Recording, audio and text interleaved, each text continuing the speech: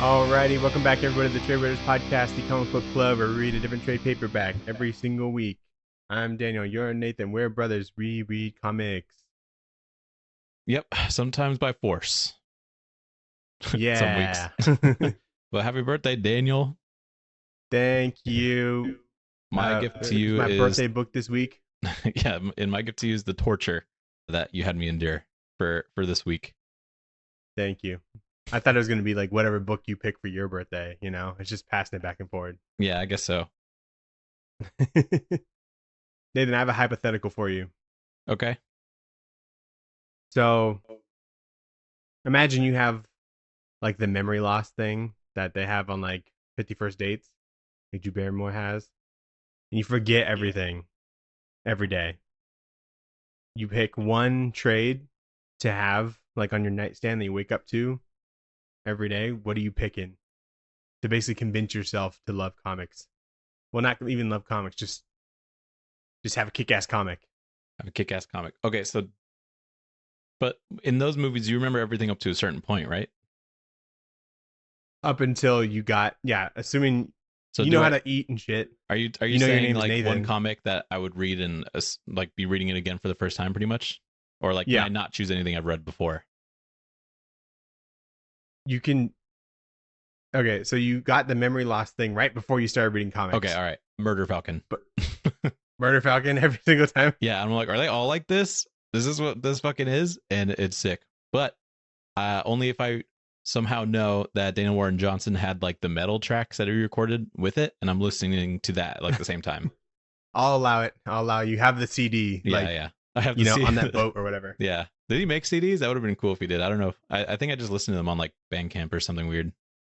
I thought it was on Spotify now. Is it? Oh, he might be. I could be wrong. Yeah. But Murder Falcon, Dana Warren Johnson, good ass book. Kind of turn your brain off type book, but sometimes those are the best. Good pick. Yeah. Dana's looking at his shelf and realizing that it's all trash. I just realized I didn't really think about this question at all. You just gotta throw it out at me, and you can't dish it out. Yeah, dude. Fucking. I don't know. I kind of have a problem with everything that I'm looking at. They're on your shelf. No one forced you. Because like I want it. I'd like it to be like a pretty self-contained, like trade. You know. Yeah. I was thinking like Lila Star, but that would be kind of. I feel like you appreciate that more if you've read a lot of comics. You know. Yeah. And I don't know if that's much of like a newbie book necessarily. I think people would still like it. I think I've recommended that to newbies, but no one's ever like taken me up on it. It's like when you recommend me a movie. That's happened to me for Layla Star. Right. But I think that's a good pick. Maybe like Batman Year One. Like I don't really talk about that one that much, but it is just pretty solid, you know. Lame. I've been starting to get TikToks of just like people's random pulls from the comic shop, and some like there's this guy that gets like tons of things, not even just like weekly books, but he'll just get like a random trade or just like random back issues. And I was just like swiping through the slideshow to see like what he was rating everything, and he had Batman Year One, like the individual issues, I think, or maybe it was like a collected trade or something, but he was like, this was mid. Overhyped. And I was like, no way. And I imagine he'll go back to it and like have his mind completely changed once he like probably reads more, because he seemed like a young guy. But I thought that was funny. He's like, all right, guys, I was wrong. I mean, like Invincible, if there's like a complete of those, would be pretty good. Not the first trade though. Oh, you're talking about it's not like around 150-ish like, pages? Yeah. I would probably do the first trade of Moon Knight too. But the Declan Shalvey one, I really like that one. Jason Aaron Thor, that first trade's pretty good. Yeah, well, you know what? Probably like the first trade of like the Rex trade of Venom. That was like pretty fucking like insane. Yeah, that's a good one. You know, and like be able to relive that every day would be pretty gnarly. Yeah, that one feels pretty grand and like absurd at the same time. That's a good pick. Yeah, that'd be all emo the rest of the day because I like Venom. Yeah, the little spiral. Anyway. In other news, Nathan Dinger, he DM'd me the other day. Oh, cool. Yeah, apparently he hasn't listened to the pod in like a year. He took like a year off from just comics in general. because he had a baby. He had a little son as well. Oh shit, nice. Yeah, and he was just like reaching out because he started listening again, and he realized that like he heard like my baby news and stuff like that, and he was just like shouting out. He wants to say what's up to you, things like that. Shout out Dinger. Hope your baby's good. And if you're back on comics, absolutely. I mean, now's a pretty fucking good time to get back. Like, yeah, welcome back. Yeah, I mean, like, there's a lot of absolute, a lot of ultimate stuff you could probably just grab real quick. But yeah, shout out. It seems so hard to like just not read comics for like a year while also seeing like feed of new stuff coming out. Yeah, it would be tough for me. I think I could do it though. Yeah. Low-key. Unless like something like insane. Like there's a new Marvel DC coming out, which I think there might be, you know, then I would probably go in and just pick that up. But like, it would have to be something like oh fucking Star Wars and like Marvel crossover or some shit like that. Yeah. Anyway, but we got different time codes in our description. We got the book, which is Scooby Apocalypse. We got Back Matter Matters in the poll list, but we start with the news.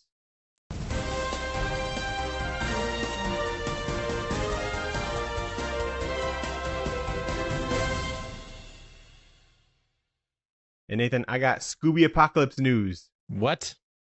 I don't want to hear it. Scooby Apocalypse news. I don't want to hear it. Is there more? No, but September 16th, the Omnibus will be coming out, collecting six trades of Scooby Apocalypse. This shit was damn 30 issues ish. Yeah. Oh my god. It went for a minute. That would take so long to read. I know. It'd take like a year. Yeah. That's cool. You know, if people like it, that's on them.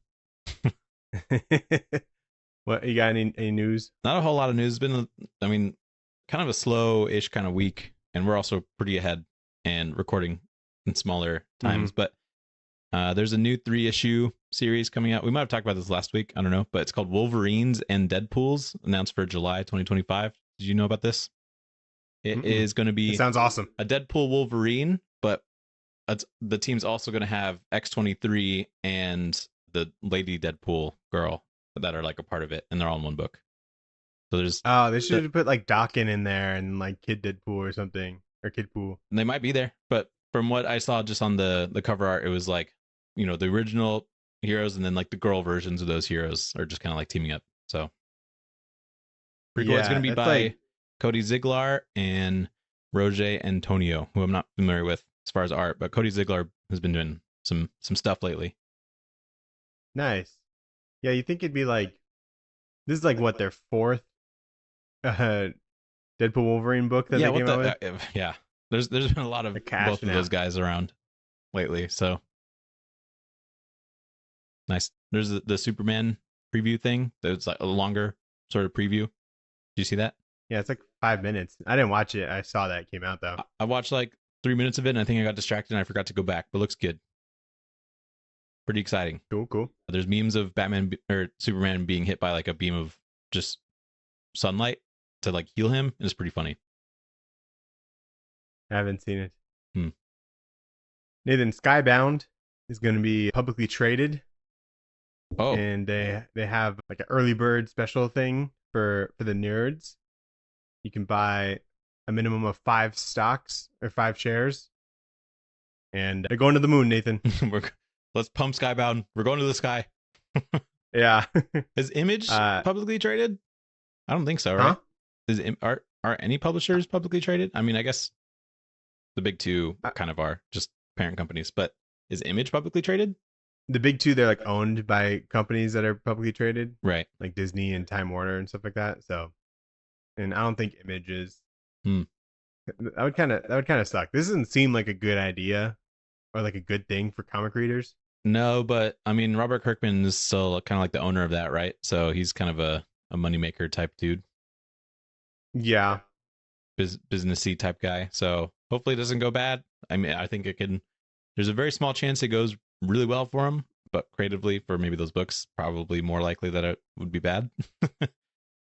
Yeah. But what's the stock price? So to buy like 5, the 5 minimum, maybe like $525. Damn. Yeah. I'm like, this should be a penny stock or Yeah, something. no, What do you thank mean? you. Yeah, for real. I'll just buy their books. So it seems really just like a novelty thing because I can't Hmm. imagine it being like a really good part of your portfolio or whatever. Yeah, yeah, you're not retiring off that. Mm-mm.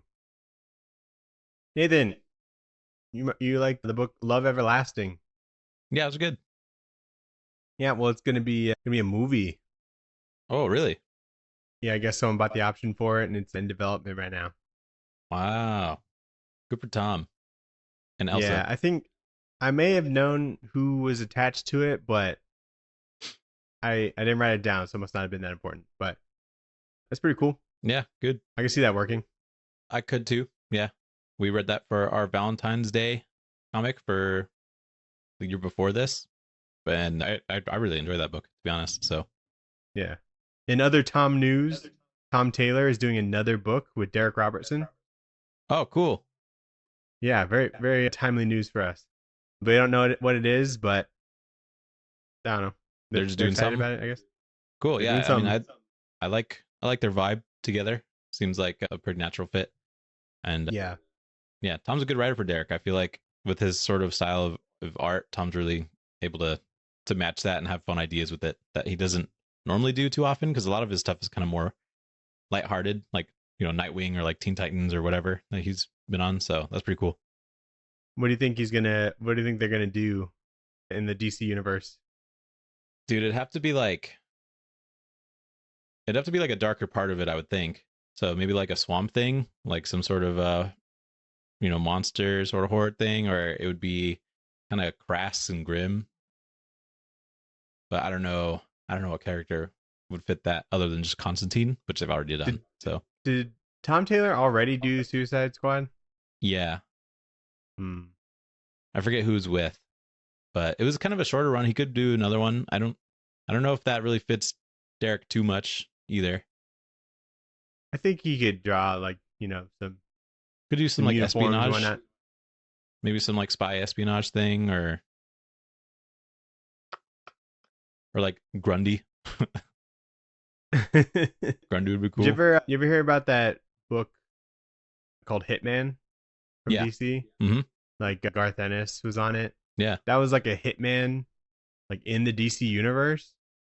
And if that's still like an IP that's able to be used, like that could be cool. Yeah, I think that one had weird IP things tied to it, but that would be cool to see. Yeah, I'll be definitely getting it or checking out the first issue for sure. Yeah. But anyway, Nathan, what book did we read this week? We read Scooby-Doo Apocalypse by a whole host of people. Let me pull it up. Mostly Keith Giffen, J.M. DeMatteis, Howard Porter, Mm-hmm. and then other artists were Dale Eaglesmith, Wellington Alves, and Scott Hanna. Dale Eaglesham, Eaglesham, not Eaglesmith. Eaglesham. Oh, my bad. Yeah, Hi-Fi and Colors, Nick Napolitano, and Travis Lanham on on letters. letters. Yeah, And this is based on a concept by Jim Lee. So I guess he just, I don't know. He's like, what if we redid Scooby or something? yeah. I don't know what his concept I would should have be. looked up the history of this book because I remember this coming out. It was Yeah. like pretty much around the time when I was getting into comics, so it was like a kind of a big thing because it's kind of Scooby Doo revamped for a modern era with like a little twist in there. And man, this is exactly what I thought it was going to be, and I did not like this like really at all. I don't know if it was exactly what I thought it was going to be, but it's a little dense. Super dense for like not a lot happening. Like Yeah. very dense first issue. I get that there's like fucking 5 origins you got to set up, but then as soon as you get the concept of what's going on, nothing happens, but it's just as dense, like word wise. And I think that's it's crazy. the J.M. DeMatteis effect. I think so. He's like a very seasoned comic writer, Yeah. and I think he's just kind of perhaps stuck in his own ways.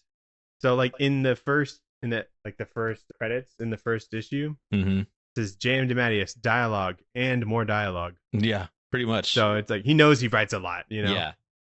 Yeah. Which, I mean, probably is good to give everybody some screen time. Like, I have like a fundamental idea of what these characters are about by the end of it. It's just a lot, man. And like, I don't love all the redesigns. I think the Scooby one, I think, is just the main one I have a problem with, because he's got this like he's got some technology on him, and I get like the fucking Powerball Z, power level design thing.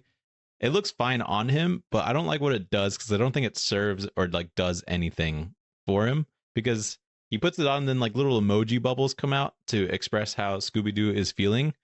But what I don't understand about that is Scooby-Doo can tell, you could tell what he's feeling from his facial expressions, because Howard Porter does fucking kick ass in this book. Mm-hmm. And like every emoji that you see, Scooby-Doo's making that face. So it's like, what's the point of these emojis if Scooby-Doo's making a face more interesting than little emojis? It's like a stream chat, and he's just spamming emojis, you know? Yeah, yeah. He's just like doing the Pepe emoji things, and it's like, it's just crazy to me. Do you remember in like How I Met Your Mother, how when they would flash back to them being in college, and instead of them smoking weed, it'd just be them eating sandwiches and they'd act high? Yeah. So when I saw this cover, I thought like the sandwich was like an allegory for weed. Dude, and I thought like Shaggy was about to be like a pothead, and I was kind of looking forward to that. I mean, I think he is still. He probably is. But they never explicitly say it. But I will say I do like Shaggy's design for like the modern era. He's just kind of hipster dude, but I mainly like his tattoos. I think it's cool. You don't really see characters with tattoos a lot, because that would be annoying to draw, I assume. But yeah, like this volume isn't like a great arc, because it doesn't feel like it really wraps up nothing. Anything. Like yeah, very stretched out plot, but they don't know each other yet, so it is kind of like a reboot in a way. That's how they meet. This has like a lot of like 6-panel layouts. I thought that was an interesting choice to like kind of repeatedly use that. Oh yeah, I guess it does. But it's kind of nice that we have like their voices in our head. I still had like the cartoon voices. Oh, I definitely used live action fucking Scooby-Doo when I was reading his dialogue, because I think live that's action just, like, Scooby and Shaggy for sure, but yeah. I think everyone else, it was like the cartoon. Yep, for sure. And one note, I think Fred and Shaggy should have kissed. I think that would have added a lot to this. That would have been cool, I guess. Yeah. This ain't your daddy, Scooby-Doo, Yeah, true. But let's get into it. Yeah. So it starts at the Blazing Man Festival with Daphne, who's there, who's a journalist, and Fred, who is the cameraman for Daphne. Daphne used to be like a big journalist, but now has like a low-rated ghost hunting TV show that she's been kind of reduced to. Shaggy and Scooby are already like friends. Scooby-Doo's like a lab experiment, but Shaggy was taking him to the same festival. Daphne meets her contact Velma to do like a secret meeting, because Velma has stuff to say about something. Scooby-Doo finds him there. Velma reveals that she wanted to meet with Daphne because the place that Velma works at, which is like this big lab complex, created a nanite technovirus that controls and transforms people, which may be activated soon. So she's going behind the lab's back to report it. At the time of them kind of going into the lab to do more journalist stuff, the nanites get activated, and the group needs to figure out how to stop it. And that's pretty much the first issue. Velma's a whistleblower. She is. I could definitely see this version of Shaggy going to like a Burning Man festival. I think that's pretty funny. But apparently the lab is like really close to like this big festival with like a ton of people. So it's just kind of convenient that it worked out that way, because they just walked to the lab. It's in Nevada. So yeah, maybe around Vegas or something. Yeah, it could be. Yeah, very wordy start. And there's also like a back issue thing of Shaggy being hired at the lab that Velma works at to be like a dog trainer for subjects like Scooby-Doo. So they kind of do experiments on dogs. And that part of the origin is kind of interesting to me, because I don't really know if there is like a genuine origin for Scooby-Doo and like why he can talk and stuff like that. That's not really important, but I think it's kind of funny that they do that here. Yeah.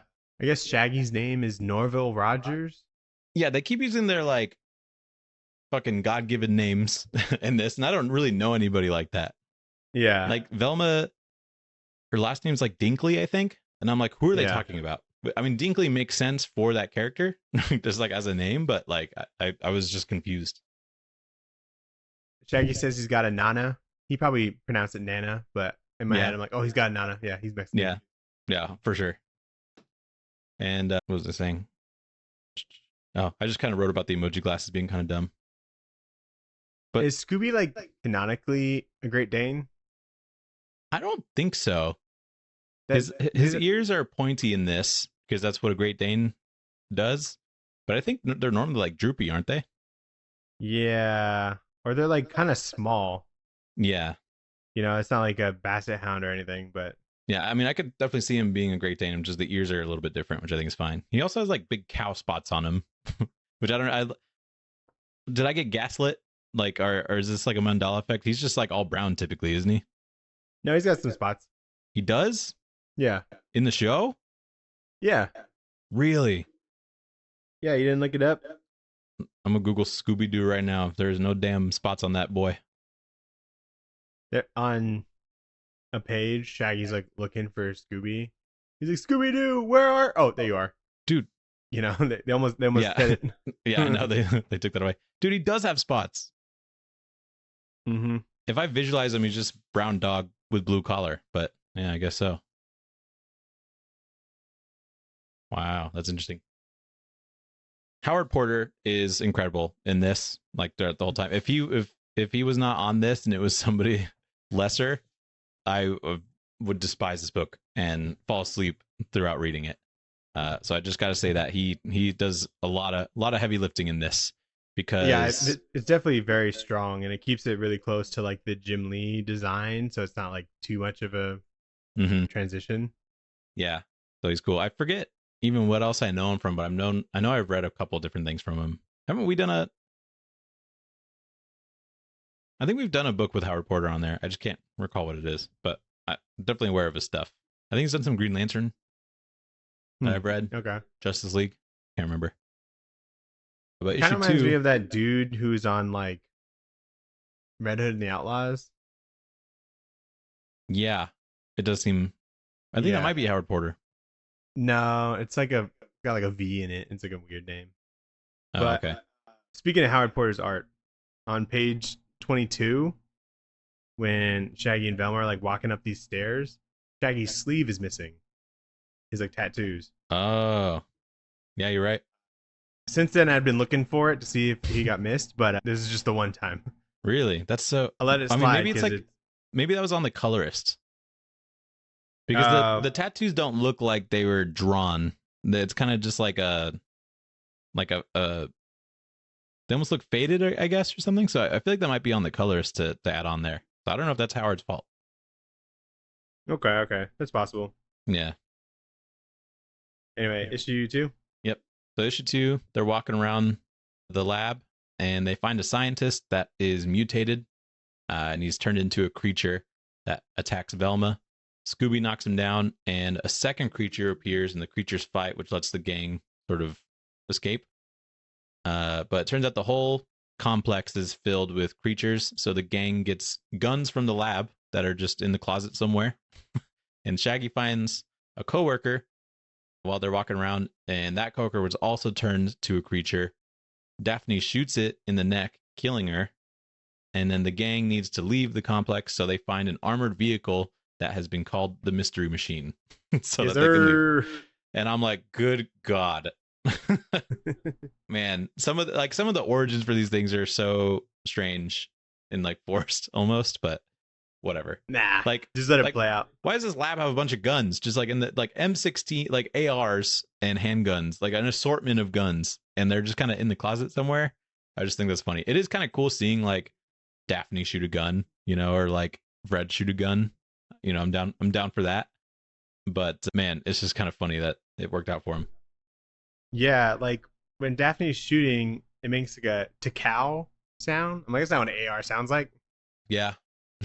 they took some liberties with the lettering there. I like the monster designs though. Yeah, I was about to say, like, all of the monster designs are so unique. If like from each other, and they're a lot of them are just kind of like there for a couple panels or something. So I think Howard does a lot to make this book a little bit more interesting, like look at visually and something. And like there's even like some gore in this, which is kind of interesting for a Scooby-Doo book. But I think that was fun, and seeing the gang hold guns, super fun. But it kind of helps get through a lot of the yapping and sort of some of the nonsense of the book, just seeing the creature designs. Yeah. Later issues, they will do like a swarm of the same monster, probably to save time, and Yeah. make it less creative, needing to be creative on his part. Yeah. But and I like how these characters are like kind of going through like guilt from killing these monsters who like were once people, and they don't know if they Yeah. can't be turned back. Yeah. Yeah. It kind of weighs on Daphne a lot. She's like, I don't know, like these were coworkers of these people. Who knows if they can even come back? We don't really understand what's going on, but she just killed somebody.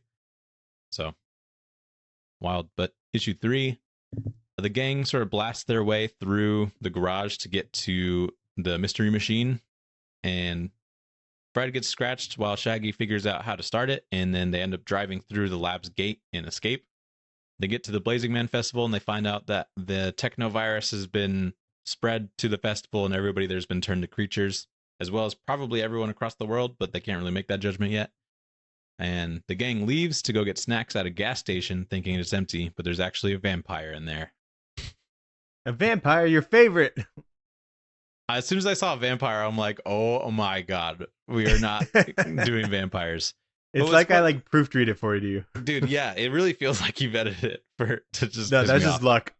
Yeah, that I was like, how do people get turned into creatures, but this guy specifically got turned into a vampire? And I'm like, maybe the vampire is just like a regular ass character that lives in this world. No, he also just dies later, and we don't see him again, not in this issue at least. But I assume he comes back at some point, because it's just so weird to like have a vampire get created from this techno virus that turns people into monsters. But yeah, I mean, I think the first batch of like monsters, it's like a lot of like universal looking monsters. Like there's werewolves and black lagoons, and there's like a mummy guy. So I'm like, is this just the universal land over here or something? But yeah, which that would have been kind of interesting too, maybe. But I don't know. There's a funny panel at the gas station where Scooby-Doo is standing in front of like a dead body by the hot dog area, and Shaggy says Scooby is mourning over the rotten hot dogs that are there. And it's just funny to see him like standing in front of a dead body and mourning, but it's for hot dogs. I thought that was good. There's a page where they all say their catchphrase. I thought that was fun. Oh yeah, there's like a zoinks and a jankies and stuff. And we better split up, Yeah. I think it's fun to just read Scooby's dialogue, because again, I have the live action one in here, but there's a part that kind of made me chuckle where Shaggy's doing like a sanity check with Scooby, and Scooby's like, yeah, he says ringing in for hanging in there pretty much. And he's like, yeah, I'm ringing in there. Yeah. Ringing in. And I just think that's funny. But we actually get a switch up in artists a little bit. There's still Howard Porter for like present stuff, but for whatever reason, this issue was split up non-linearly. For escaping the lab, that was done by Dale Eaglesham for the flashback parts, and then Howard Porter was the parts outside of the lab, which is fine, and I think they're both pretty good at this. Actually, it wasn't like too distracting, but it's just weird that Howard Porter's been doing this up to this point, and when they leave when they're just about to leave the lab, this scene pretty much, it's still not Howard Porter doing that part. Like it's just weird that they weren't reversed. You know what I mean? Yeah, I mean, it's not that jarring. No, it's not. Of a transition, which I like appreciate. Like, it still seems like he's doing like his style in a way. Mm-hmm. But yeah, I guess if you like were looking for it, this is the only time I did notice it. So yeah, there's a wild panel. There's a panty shot. Is that what you're about to talk about? There's like a wild just upskirt like Velma shot, and I'm like, what are we doing here? Yeah, what is this smut? Yeah, it's crazy. So that was the only thing where I was like, what the fuck is going on? How do you feel about how like Velma's eyes, like through the glasses? Yeah, like through the lens. I think it works. Yeah, I think it's fun. It's a fun design, like having just big sort of goggly sort of glasses, and then you could see like the shape of like her eyes in just like white silhouette type thing. I think that's fun. Yeah, some pages you can like see her pupil. Mm-hmm. But I don't know. She kind of looks like Dr. Manhattan to me, with the no people, it's just white. Yeah, a But little bit. Also, it kind of makes it seem like she's hiding something. You can't see the lies in her eyes. Yeah, true. But issue 4. Issue 4. So everyone gets food at the gas station. The vampire calls for more creatures to come. Scooby-Doo attacks a vampire. Daphne shoots like the top half of the vampire's body off because there's a bigger, stronger gun in the mystery machine. So the vampire starts to regenerate. So the gang drives off and they get to Mall Mart for more resources. Velma discovers that they may not be the only ones not infected. And as Shaggy and Fred are like starting to load up the truck or the van, there's a bunch of demons that are about to attack.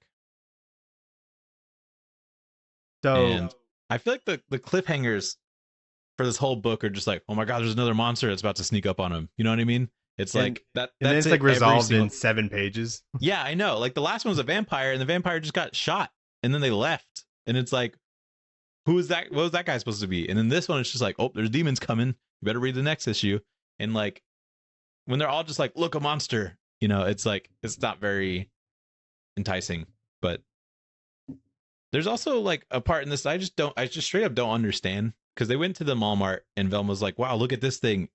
I don't think that we're the only people that weren't infected, but she's holding something that's like clearly super green and monster looking. But I don't like know what she's holding and how she came to the conclusion that they might not be the only people that haven't been turned into creatures. Do you know what I mean? Yeah. It's like, it's this panel right here. She's holding something and I can't tell what it is. And I'm like, what is that? And how does that tell you that there's other people out there? Yeah, maybe it's like a weird ring or something. Yeah, it's on page 104, but I was like, I tried so long trying to figure out what I was supposed to get from this, because that looks like a creature to me. You know what I mean? Yeah. There's like kind of like you can tell it's kind of written like a weekly story, because there's like subtle recap like panels that like kind of tell you what they've been through, what the situation is, and then Daphne keeps saying she doesn't trust Velma. Yeah. By the way, I still don't trust you. Same as last issue. Changed. Or it'll be like, oh no, my employers wanted to control people, but I came to you to do the interview. So yeah, there's a lot of like remembering or recalling what happened. Yeah, they were like brainstorming like what could have happened or whatever. And then Velma's like, please, this isn't a comic book. Yeah. That's funny. Yeah, that's good. Like, ha. I think it's convenient how the mystery machine, like Daphne goes in there and she finds some like armor and stuff to like put on. And I think it's very convenient that it fits her color scheme for like what she normally wears. Like she's wearing like armored like fucking purple and green shit. It has to. I'm like, is there like a white and red thing for Fred to wear in there too? There's a High School Musical reference. And I don't know if I caught that. High School Musical, man, I loved that movie when I was in middle school. Oh. And so it's like, is Shaggy like our age? Yeah, because we were... Or was it more like elementary school when that came out?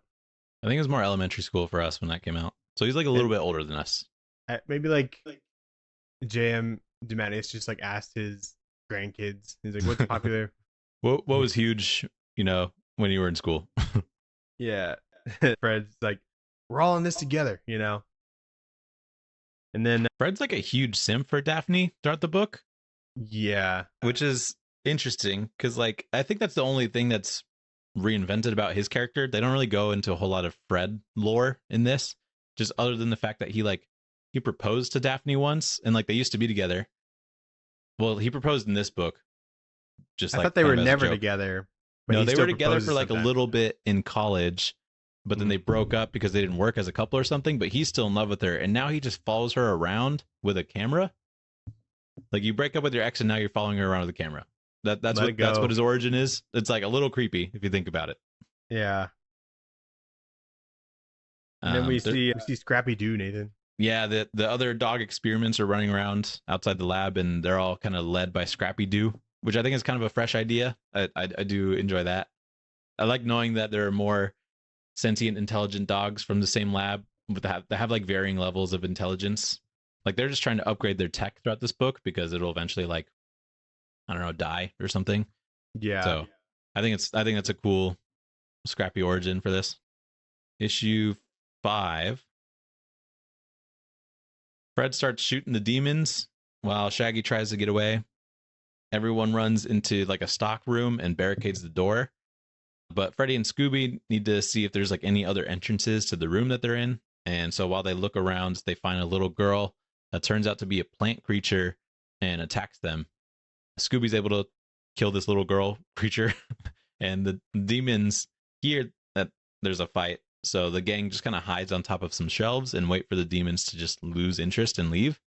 And then Daphne finds a laptop that Velma can use to hopefully contact another lab for some more information and help.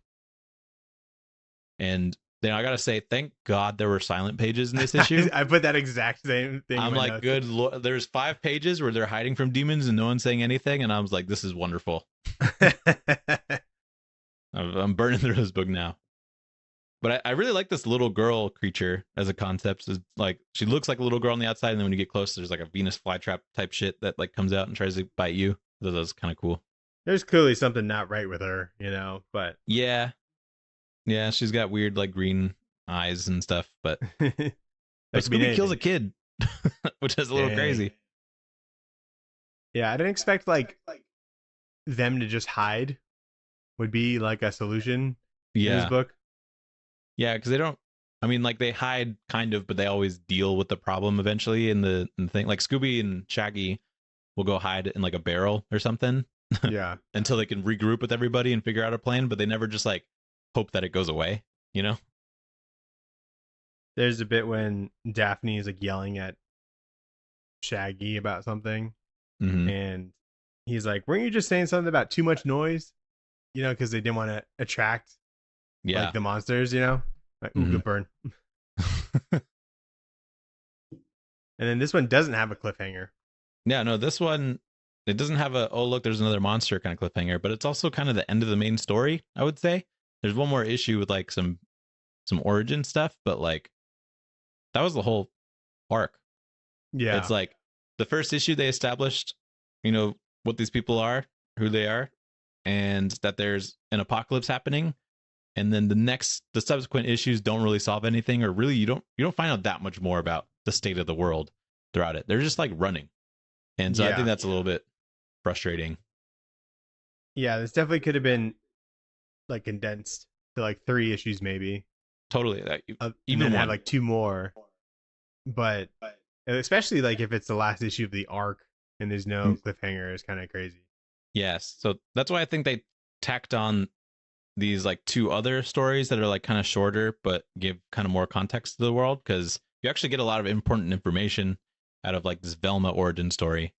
Yeah. But pretty much what it is it's an origin story for Velma, who as a kid was like way too smart and like pretty unsocial during school, and she eventually like even tells off her only friend and isolates herself. She gets homeschooled and she gets like 5 doctorates by the time she's 17.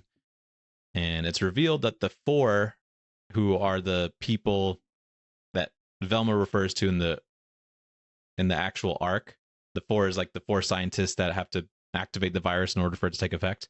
The 4 is actually her 4 brothers that, when they grew up, they sort of created this lab, and the nanites were originally created by Velma with the help of the brothers to reduce violence in people and kind of tone down that emotion in people so that humanity can progress.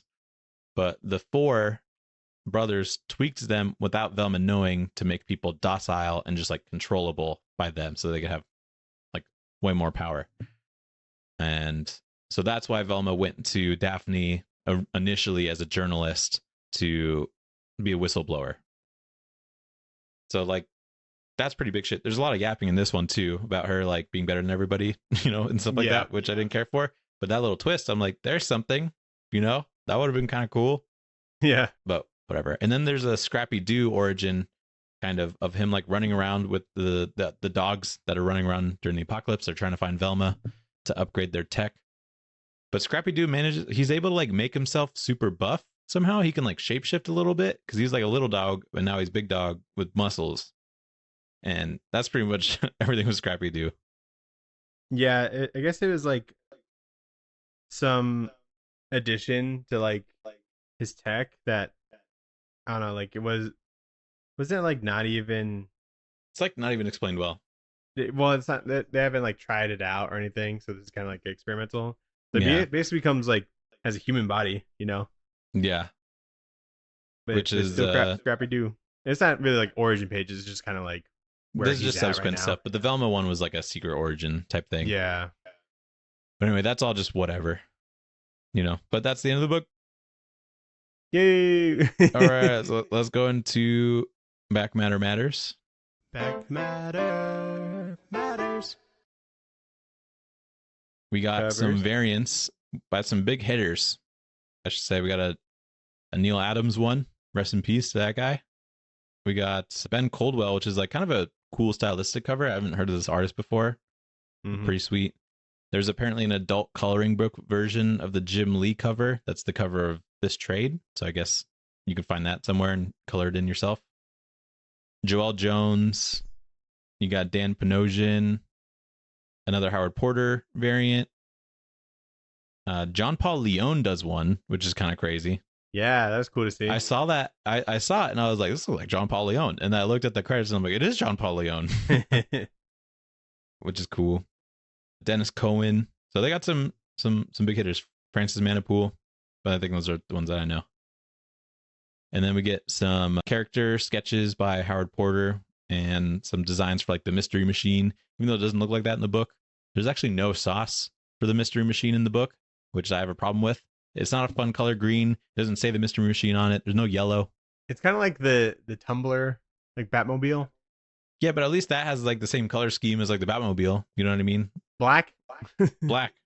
Exactly. It is green, but it's just like it's like a dark. Green. It's like not the right. It's not groovy, and I know it's not supposed to be groovy, but you could like make it green and like have like a little yellow accents in there. It doesn't even need to say Mystery Machine on the side, but I think they could have gotten a little bit closer to Mystery Machine to make it feel fine.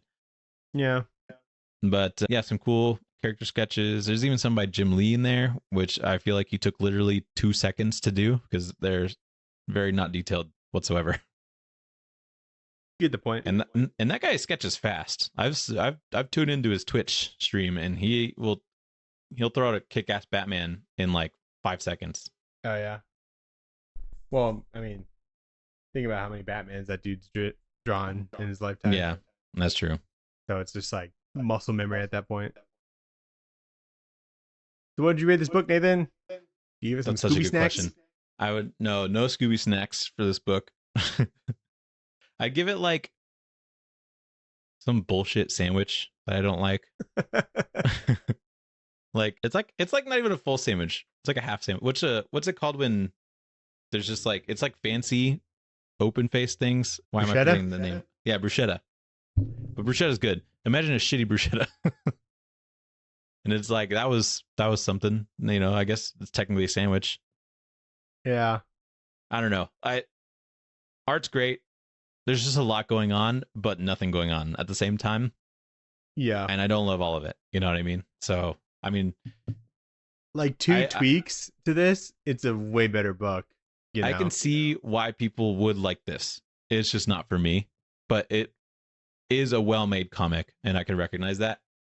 But man, I was falling asleep reading this a lot of the time. Yeah, it's kind of tough with like such a cool concept and it not really having like the flow that you want it to. Yeah. You know, that just kind of makes it like tougher to read, but mm-hmm. I give it like one of those little snack bags of like the graham cracker Scooby snacks. Those are good. I don't know if they still make them. I remember Carter bought some and they were just in the pantry and I wanted to steal so many of them. And I did. Yeah, you got it. That's your house. Yeah. True. So let's go into the poll list. Colin. Shove in your box. The pull is, what did you shove in your box? I don't know what week we're on. We're pre-recording a lot of these because Dale's getting a little child. He has a child as of recording this. So yeah. What week is this, and what's coming out? What am I getting? You tell me. Oh shit! You want me to tell you? Yeah, you tell me what I get. Okay, so it's the books that come out on April 16th. Big week. I don't know. Yeah. So Absolute Flash #2 comes out. Are you gonna get 2? Depends on how big the week is. Okay. I liked the first issue. I don't know if it's enough. It was of the absolute first issues. I'll probably rank that one like 4. So what's 5? I'd probably rate it like 5. I think I like all the other ones better. Okay. We got TMNT #8. Yep. Grabbing that. We got New Gods #5. Yes, dude. Yes, sir. We got Ace #2. Assorted Crisis events. Are you gonna grab 2? One was really good. Is it the same artist? Oh, I don't know.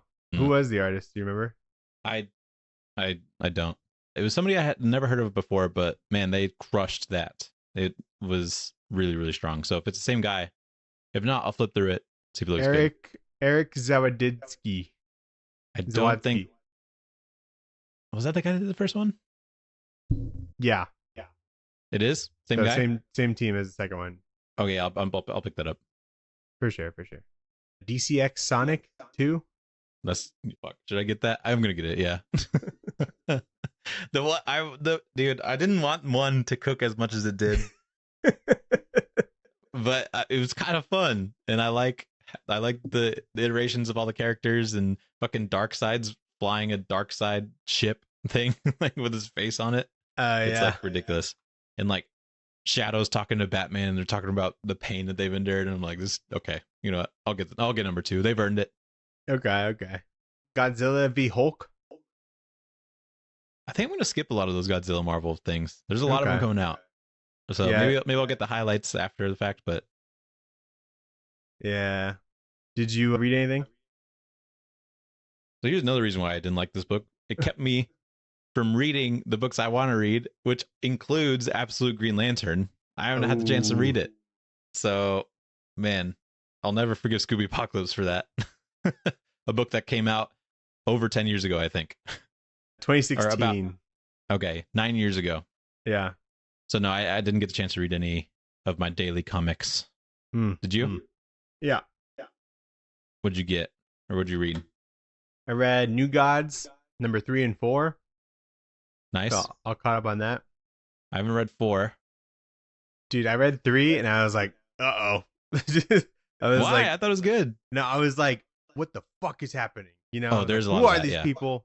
And there's so many names, so many crazy designs, and I'm like, I don't know. I was like, I felt like I needed like a encyclopedia or something to For sure. I'm like, are these new people? Yeah. Are they old people? I want to like DM Round B and just be like, what do I need to read to understand what you're saying? How do I know ball? Like you? And he'll just tell me like everything, you know, and I'm like, that's no help. I am convinced that he's read everything and he's met Jack Kirby and talked to him about New Gods. Like that's right. That's the level of understanding. But then I read 4, and Evan Cagle is a treasure. Yeah. This #4 is so fucking good. I don't want to hype it up too much, but it's so good. I'll put it on the top of the stack. I'll make sure I read it. Arguably the best issue. Ooh, huge praise. I think. I don't remember what happens, but I remember liking it a lot. That's the sign of a good New Gods book. Yeah. And then I read Saga 72. So I'll caught up on that. Good stuff. Now you're with us, real fans of Saga. Yeah, kind of a weird issue because it's kind of like recapping where everyone is right now. Yeah, there's like a big thing happens, and then it's like, here's everybody's reaction. And like I think that's the end of like I always read the little blurbs that BKV does, or at least like the first paragraph, and he's like, "Yep, we're officially 2/3 of the way done with this book," and I'm like, "That's crazy." So this is like an issue where something big happens, but it's kind of setting up. It's kind of the end of an arc, essentially. So Yeah. exposition type stuff. Then I read that Vigilante #1. Mm-hmm. Vigilante / Eagly. Pretty good. Yep. Yeah. Yeah. Yeah, I agree. You remember that Peacemaker Tries Hard that came out like right after the show? Yeah.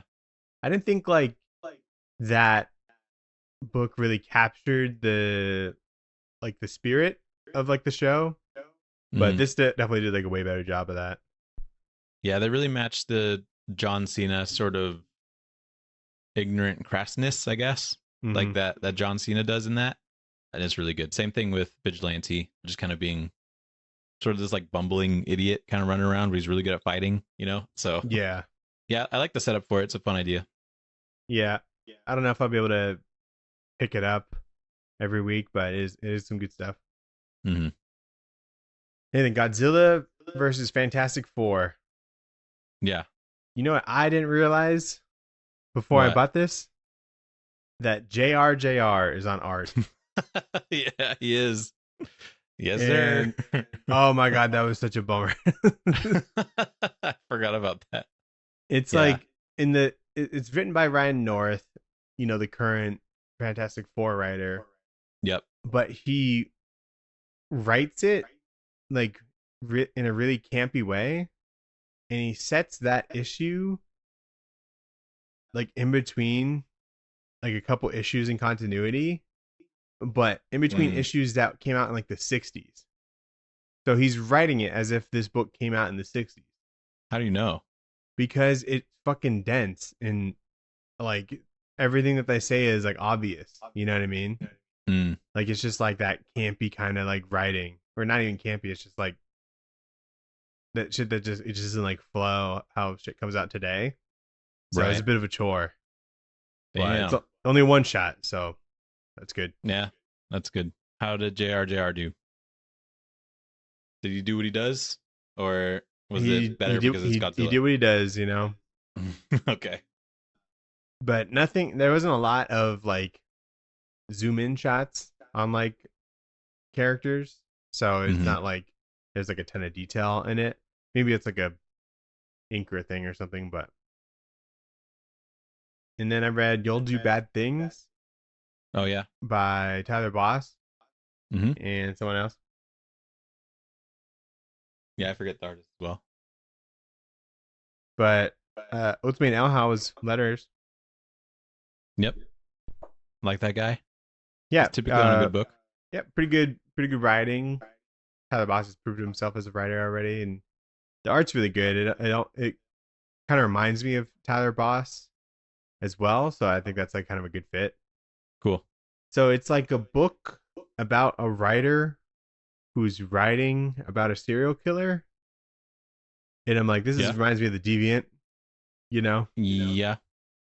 And I think it's maybe supposed to be telling us like at the end that the things that he's like writing are potentially like actually happening, like people are actually getting murdered, but like that wasn't like obvious.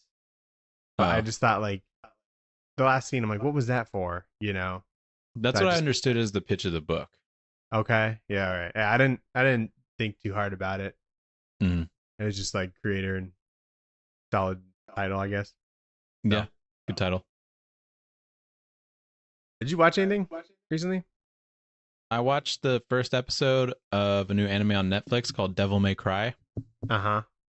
Sophie saw that Evanescence did a music video for this show with like new Evanescence music, and that's like her favorite. And so she's like, "Oh my god, I'm so excited for Devil May Cry." Because they did the intro song? No. Who did do the intro song? Is Limp Bizkit. Yes, sir. And so I was watching the show and I'm like, this is good animation. And then the intro came on and I'm like, is that Limp Bizkit?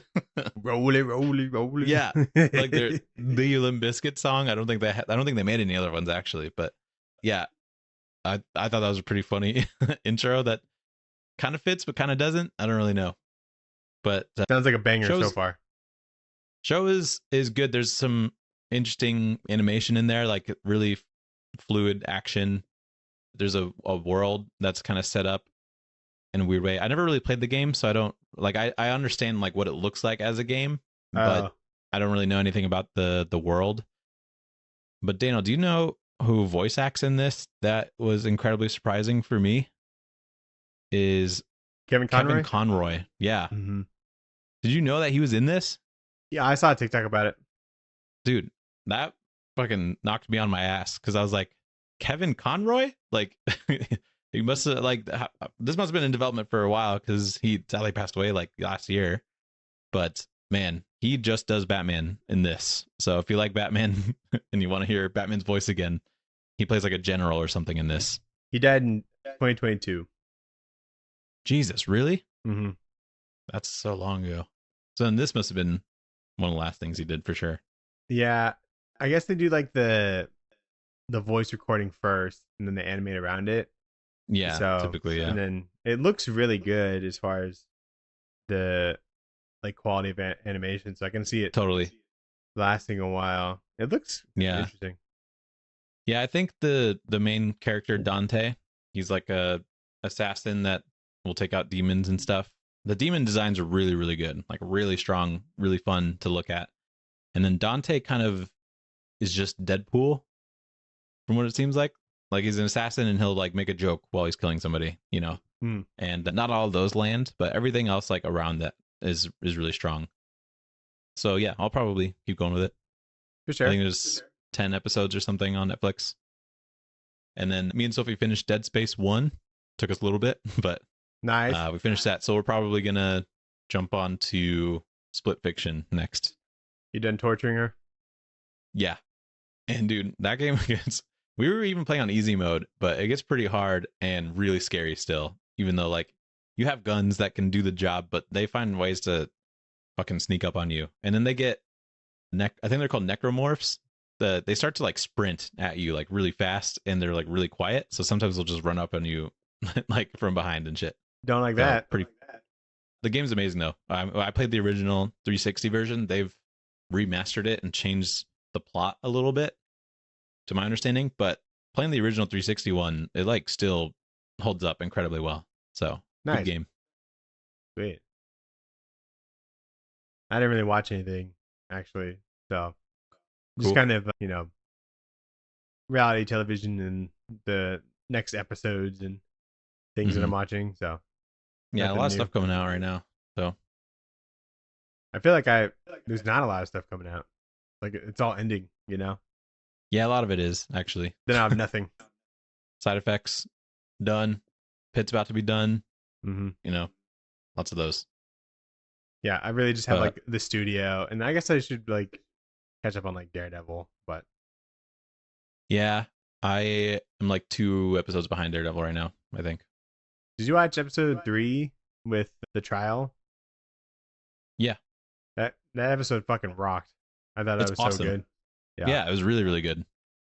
And then the way it ends too, I'm like, I was like, oh, brother. Fuck. I'm like, that's it? He's done? Like, that's what we're doing? So yeah, that's good. Good stuff. Yeah, they do good lawyer stuff. It feels like stylistically the show, like the vibes of it aren't like, or like the aesthetic of it aren't really the same. And I can't really pinpoint what it is. It's probably just like the Netflix look of it isn't there, and so it feels a little bit off. It's like not as dark. Not as dark, yeah. Probably it's more ingrained in like MCU, so people are talking about, I don't know, the Hulk and shit, but or like just they're just okay with powers and they're talking about it in a courtroom setting, which is cool. That's what I like about like Charles Soule Daredevil run. Yeah. So yeah, but it feels a little bit different, but a very worthy like sequel series so far. He's like, Your Honor, he did not use his magic amulet. You know, and everybody's like, no way, he didn't do that. You know, they're like, that must mean he's chill. Maybe we like him. Yeah. So pretty funny. Anyway, Nathan, what are we gonna read next week? What are we gonna read next week? Good question. It's gonna be Thunderbolts? Wrong. It's gonna be Beneath the Trees Where Nobody Sees. Oh yeah, Beneath the Trees Where Nobody Sees. Fuck that Thunderbolts book. And then Thunderbolts. And then Thunderbolts, which we like. Yeah. Yeah, Beneath the Trees. Eisner Award winning, I'm pretty sure. Can't remember. It should have won awards if it didn't. Definitely nominated though. Definitely nominated. May have gotten robbed. If it didn't, then good. I don't know. Can you imagine like your first book you put out gets like the award? That shit happens. Yeah, maybe. That shit happens for movies. Sometimes. Talk to me. What you think? You think Talk to Me got Oscars? Oh, maybe not. Did you see that those guys are making a new movie called like Bring Her Back? Yeah. That looks scary. Yeah. Well, I don't know what it's somewhat about. Scary. Like I saw the trailer, I'm like, I guess it's scary. I don't know. I think a mom gets resurrected, but she's not chill anymore. Sounds pretty good. Yeah. Anyway, Beneath the Trees. Tune in next week. Yeah, thanks for listening. Let us know if you liked Scooby-Doo Apocalypse, or if it gets better, or if there's more crazy twists that I should read, but I won't. Tell Nathan he's wrong at tradewaiterspod@gmail.com. You can tell me I'm wrong. I would love to hear people out. Yeah, tradewaiterspod@gmail.com. Thanks for listening. Thanks for watching, and goodbye. Bye.